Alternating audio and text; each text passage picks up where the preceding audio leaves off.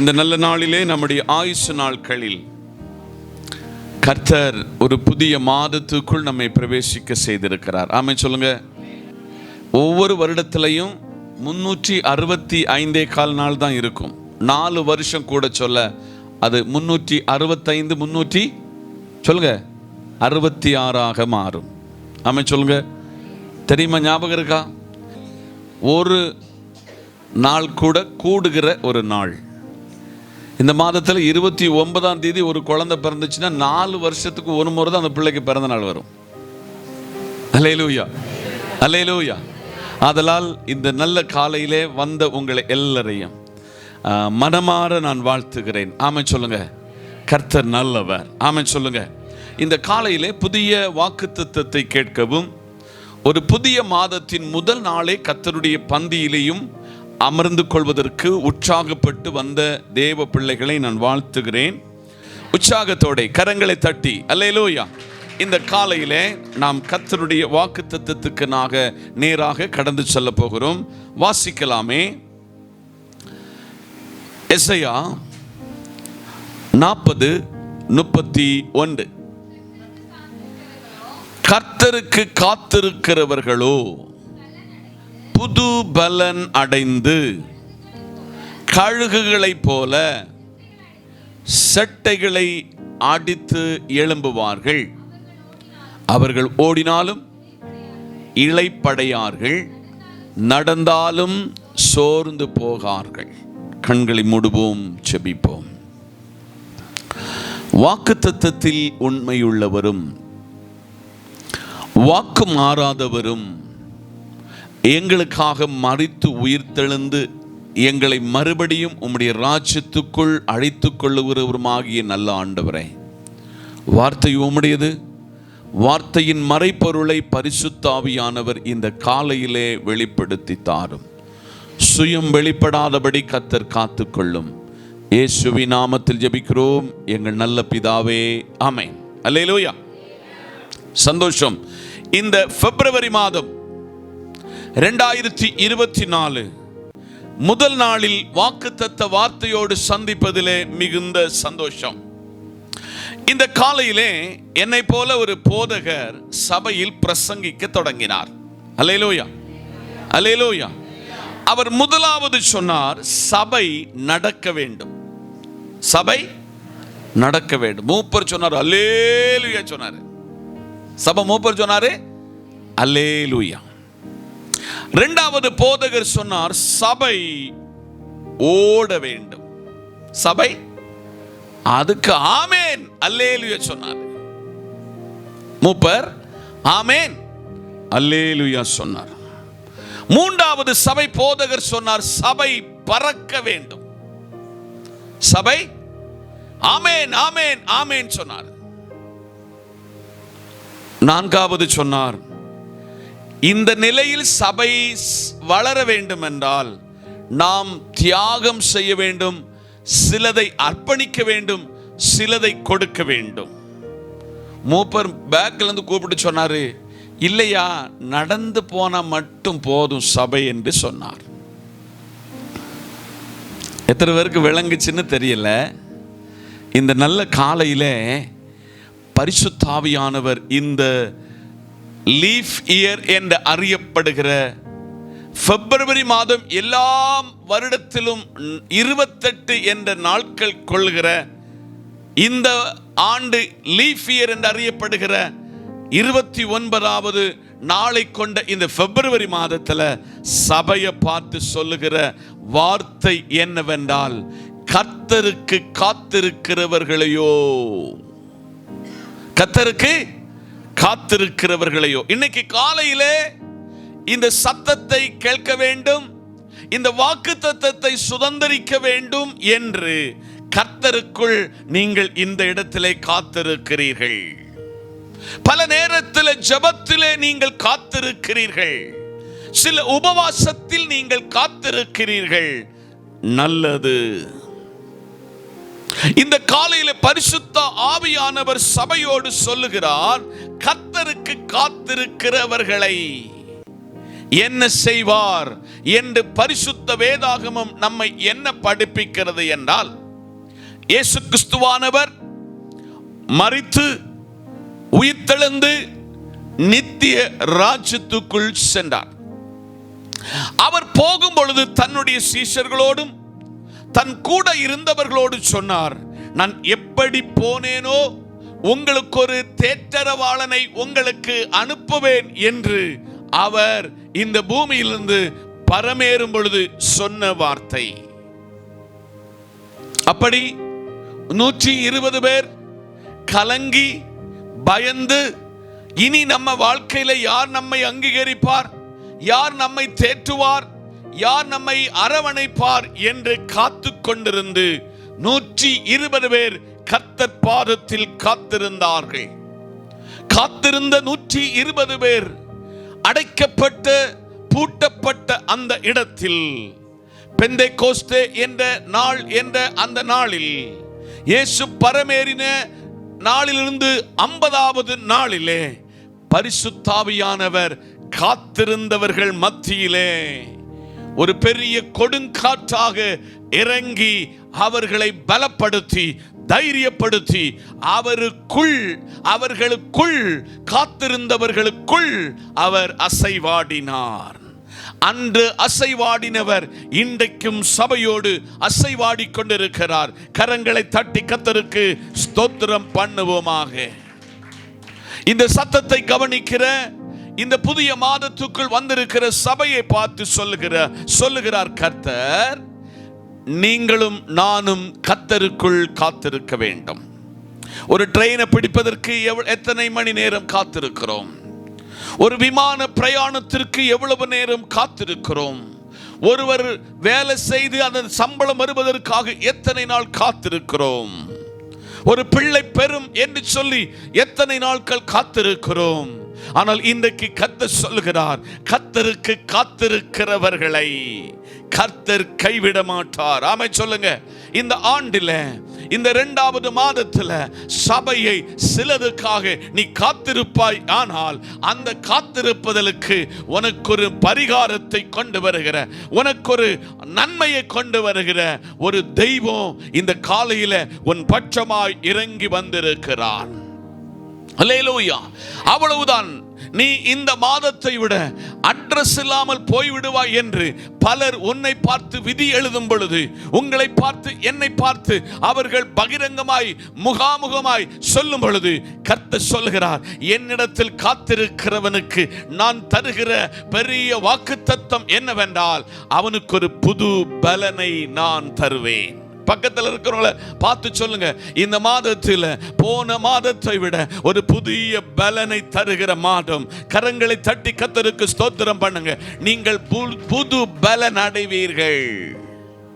இந்த காலையிலே பரிசுத்த ஆவியானவர் சபையோடு சொல்லுகிறார், நீங்கள் வேலை செய்வதற்கு, குடும்பத்தை நடத்தி செல்வதற்கு, நீங்கள் படிப்பதற்கு, நீங்கள் என்னென்ன காரியங்களை செய்ய விரும்புகிறீர்களோ உங்களுக்கு ஒரு புது பலன் தரப்போகிறார். ஆமென் சொல்லுங்க. சில நேரத்தில் ஆராதனைக்கு வர சொல்ல சோர்ந்து வருவோம். ஒருவேளை இன்னைக்கு அந்த சர்ச்சில் படுத்து தூங்கிடுவோமோ என்று வருவோம்.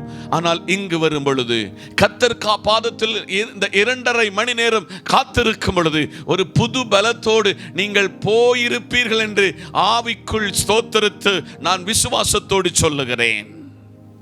இந்த காலையிலே கர்த்தருக்கு எவன் ஒருவன் காத்திருக்கிறானோ அவன் புது பலன் அடைவான் என்பது இந்த வேதத்தின் நிதர்சனமான உண்மை.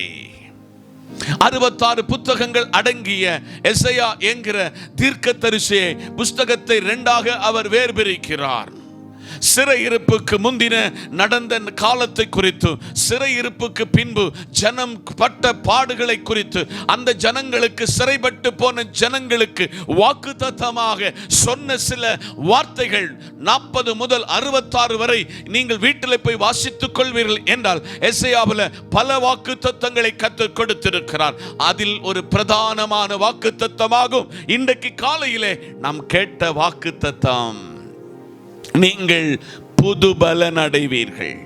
கர்த்தருக்கு காத்திருக்கிறவனுக்கு கர்த்தர் தருகிற வாக்குத்தத்தம் என்னவென்றால் அவன் புது பலன் அடைவான். ஆமென் சொல்லுங்க. அல்லேலூயா. இதுவரை நீங்கள் பெற்றிராத ஒரு புது பலன் கர்த்தருக்கு காத்திருக்கிறவனுக்கு இதை செய்வார். எத்தனை பேர் விசுவாசிக்கிறீங்க? எத்தனை பேர் நம்புகிறீங்க? அவர் வாக்குத்தத்தத்தில் உண்மையுள்ளவர், வாக்கு மாறாதவர். அடுத்து அந்த வசனத்துல சொல்றாரு, கழுகுகளை போல. என்னதான் ஆமென் சொல்லுங்க. தேவர் சிருஷ்டித்த பறவைகளில் அதிகமான உயரத்தில் பறக்கிற பறவையாகும் என்னது? ஈகிள் பறவையாகும் இந்த கழுகு. இந்த காலை வேளையில இந்த கழுகு அவ்வளவு உயரமாய் பறக்கிறது. கழுகுக்கு 2 சிறகுகள், அது உயரமாக பறக்கிறது. கழுகுக்கு மட்டும் ஒரு சுபாவம் உண்டு, ஒரு காலத்தில் அது ஓய்வெடுக்கும். சில நேரத்தில் அதே தன்னுடைய வாழ்க்கையில எழுதும், இனி அவ்வளவுதான், வாழ்க்கை முடிஞ்சு போயிற்று. தானே தன்னுடைய சிறகுகளை ஒவ்வொன்றாக என்ன செய்யும்? கொத்தி கொத்தி தன்னுடைய இறக்கைகளை, அந்த சிறகுகளுக்குள் இருக்கிற இறகுகளை ஒவ்வொன்றும் ஒன்று இல்லாம என்ன செய்யும்? எடுத்துரும். இந்த நல்ல காலையிலே சபையை பார்த்து கர்த்தர் சொல்லுகிறார், அந்த கழுகு ஒரு காலமாகும் பொழுது தன்னுடைய அந்த இறகுகள் எல்லாம் வெளியில போய் கழிந்து ஒரு புதிய இறகுகளோடு சட்டைகளை அடித்து உயரத்தில் பறப்பது போல இந்த 2024ஆம் ஆண்டு பிப்ரவரி மாதத்துல உங்களை கழுகுகளை போல சட்டைகளை அடித்து உங்களை எழுப்புவார் என்று ஆவியானவர் சொல்லுகிறார். எத்தனை பேர் நம்புகிறீங்க? உங்களை பார்த்து சொல்லுவாங்க, கடனில் நீ விழுந்தது உண்மை, நீ எழுந்திருக்க மாட்டாய். வியாதியில் விழுந்தது உண்மை, நீ இனி எழுந்திருக்க மாட்டாய். அவ்வளவுதான். இனி அடக்க ஆராதனைக்கு போக வேண்டும் என்று விதி எழுதும் பொழுது பரிசுத்த ஆவியானவர் சொல்லுகிறார், நீ கழுகுகளை போல சட்டைகளை அடித்து எழும்புவாய் என்று ஆவியானவர் திருவுள்ளம் பற்றுகிறார். எத்தனை பேர் நம்புகிறீங்க? எத்தனை பேர் விசுவாசிக்கிறீங்க? எத்தனை பேருக்கு அந்த விசுவாசம் இருக்கிறது? அப்படிப்பட்ட நம்பிக்கை, அப்படிப்பட்ட கான்ஃபிடன்ட் எத்தனை பேருக்கு இருக்கிறது என்று கர்த்தர் கேட்கிறார். அப்படிப்பட்டவர்கள் ஓடினாலும் இளைப்படைய மாட்டார்கள். ஆமென் சொல்லுங்க. அல்லேலூயா. அப்படிப்பட்டவர்கள் ஓடினாலும் இளைப்படையார்கள், நடந்தாலும் சோர்ந்து போகார்கள். இங்கே கர்த்தர் சொல்லுகிறார், விசுவாசி நீ காத்திருந்தாய், நீ ஓடுவாய். சொல்லுங்க. விசுவாசி கர்த்தருக்குள் காத்திருந்தால் கர்த்தர் உன்னை ஓட வைத்துக் கொண்டே இருப்பார். அதுக்கு அர்த்தம் என்னன்னா, வேலை செய்கிறவன் வேலை செய்து கொண்டே இருப்பான். இந்த காலையிலே, இந்த பிப்ரவரி மாதம் உங்களை கர்த்தருக்காக ஓட வைக்க போகிறாரு. குடும்பத்துக்காக ஓட வைக்க போகிறாரு. உங்கள் எதிர்காலத்திற்காக ஓட வைக்க போகிறாரு. ஆமென் சொல்லுங்க. இவ்வளவு நாள் நீங்க நடந்த ஆளு, நீங்க நீ ஓட போகிறீங்க. ஓடினால் பல நேரத்தில் நமக்கு என்ன உண்டாகும்? சொல்லுங்க பார்ப்போம். ஓடினால் என்ன உண்டாகும்? சோர்வு, இளைப்படைவோம். நம்ம மூச்சு மேலே கீழே இழுக்கும். எங்கள் ஊர்ல எல்லாம் ஒரு மலை ஏறி அடுத்த மலைக்கு போக சொல்ல கூட நடக்கிறவங்க விடுகிற அந்த சுவாசம், அந்த பெருமூச்சு எவ்வளவு கஷ்டமாய் தோன்றும் என்று தெரியுமா? ஆனால் நம்ம இந்த சமதளத்தில் நடக்க சொல்லையும் நம்மளுக்கு என்ன வாங்குது? சோர்ந்து போகிறோம். ஆனால் கர்த்தர் இந்த மாதத்தில் சொல்லுகிறார், நீ ஓடினாலும் என்ன செய்ய மாட்ட? இளைப்படைய மாட்டாய். நீ நடந்தாலும் சோர்ந்து போக மாட்டாய். 2 வசனத்தை உங்களுக்கு ஞாபகப்படுத்தி இந்த காலை வேளையிலே உங்கள் இடத்திலிருந்து தேவ சமூகத்தில் விடைபெற போகிறேன். எஸ்ஐயா 40 29, 30 வசனங்களை வாசிக்க கேட்போமே. சோர்ந்து போகிறவனுக்கு, எல்லாரும் கவனிக்கணும், சோர்ந்து போகிறவனுக்கு அவர் என்ன கொடுப்பாரா? பலன் கொடுப்பார். சில இடத்துல சோர்ந்து போய் வந்திருக்கிறீங்களா? சில இடத்துல சோர்வுற்று போயிருக்கிறீங்களா? இந்த காலையிலே சபை என்பது உங்களை சீர்திருத்தத்தின் பாதையிலே நடத்தி செல்கிறது.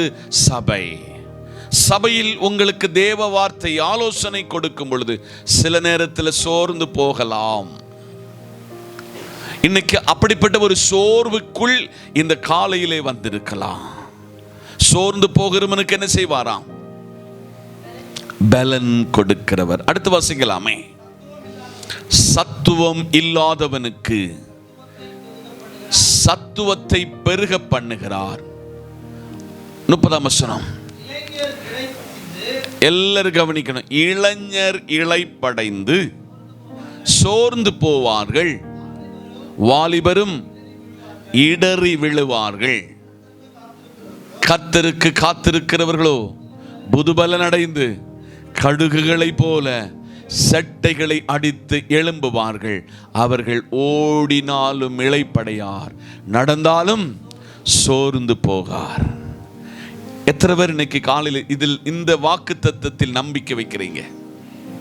இந்த வாக்கு தத்தத்தை நான் பெற்றுக்கொள்வேன் என்று எத்தனை பேருக்கு நம்பிக்கை இருக்கிறது? இந்த காலையிலே பரிசுத்த ஆவியானவர் சொல்லுகிறார், நீ ஓட வேண்டும், நீ ஓட வேண்டும். நீ கர்த்தருக்குள் சோர்ந்து போகாமல் நடக்க வேண்டும். அப்படி நடப்பாய் என்றால் கர்த்தர் உன்னுடைய காத்திருப்பதற்கு ஒரு புது பலனை தந்து கழுகுகளைப் போல செட்டைகளை அடித்து எழும்புவீர்கள் என்று ஆவியானவர் இந்த பிப்ரவரி மாதத்தின் முதல் நாள் உங்களுக்கு வாக்குத்தத்தத்தை தருகிறார். இந்த வாக்குத்தத்தத்தை சுதந்தரியுங்கள். இந்த வாக்குத்தத்தத்தின்படி வாழுங்கள்.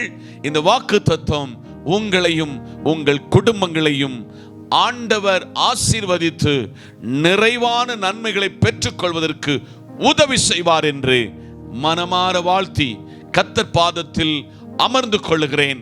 கர்த்தர் இந்த வாக்கு தத்தத்தினால் நம்மை ஆசீர்வதிப்பாராக. ஆமென். சர்வ வல்லமையுள்ள எங்கள் நல்ல பிதாவே,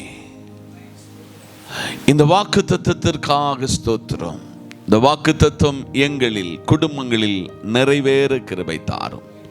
இயேசு கிறிஸ்துவின் நாமத்தில் ஜெபிக்கிறோம் எங்கள் நல்ல பிதாவே. ஆமென்.